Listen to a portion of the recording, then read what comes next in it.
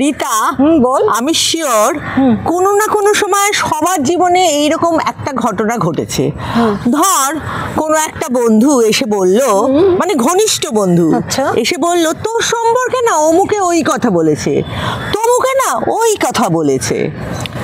দেখ মিলি, সাধারণত ঘনিষ্ঠ বন্ধুরা এই ধরনের কথা বললে আমরা খুব কষ্ট পাই। আমার মনে হয় আমার একজন ঘনিষ্ঠ বন্ধু আমার সম্বন্ধে এই ধরনের সমালোচনা করলো। একদমই। জানিস, আমরা অনেক সময় ওই বন্ধুটার উপর নির্ভরশীল হয়ে যাই, কেননা ওই বন্ধুটা এসে আমাদের এই খবরটা দিল। কিন্তু আসলে বলতো আমাদের রিয়াকশনটা কি হওয়া উচিত? দেখ মিলি, আমার মনে হয় আমাদের ওই বন্ধুটাকে জিজ্ঞেস করা উচিত, যখন ওই টেবিলে সমালোচনা হচ্ছিল তখন তুই আমাকে কি ডিফেন্ড করেছিলিস? আচ্ছা, তুই কী কী উত্তর দিয়েছিলিস? আরও জিজ্ঞাসা করব, তারা যখন জানে তুই আমার বন্ধু, জানার পরেও তোর বন্ধুর সম্পর্কে এরকম সমালোচনা করার সাহস এবং কমফোর্ট কোথায় পেল?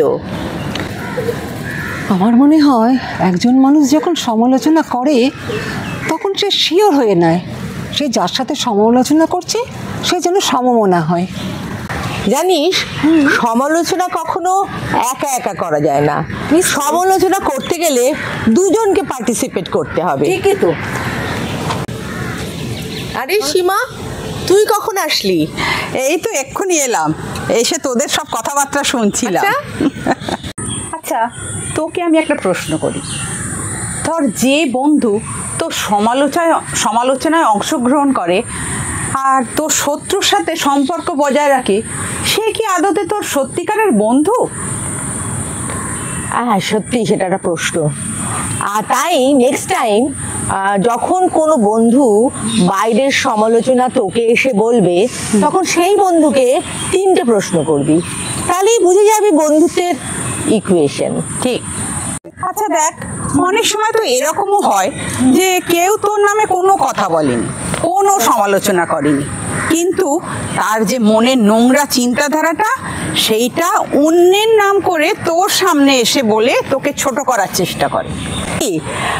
কথাতে আছে না একটা চাইনিজ প্রবাদ, শত্রুর ছুরি থেকে তুই মুক্তি পেতে পারিস, কিন্তু বন্ধুর লুকিয়ে রাখা ছুরি থেকে তুই মুক্তি পাবি না। একদম ঠিক, একদম ঠিক। জানিস, সেই মানুষটাই আমাদের সব থেকে বেশি আঘাত করে যে আমাদের একদম মনের কাছে। কি বলবো, সে তো জানে যে আমাদের কোনটা কষ্টের আর কোনটা দুঃখের, সেই জন্য সে এটা করতে পারে। সেই জন্য বলতো কি, ভুল মানুষের সঙ্গে বন্ধুত্ব করা মানে নিজের জীবনকে অন্যের হাতে তুলে দেওয়া। ঠিক। সম্পর্কগুলো ভালো করে জানুন, মানুষকে বুঝুন, বুঝে শুনে বন্ধুত্ব বজায় রাখুন। ভালো থাকুন, ভালো রাখুন।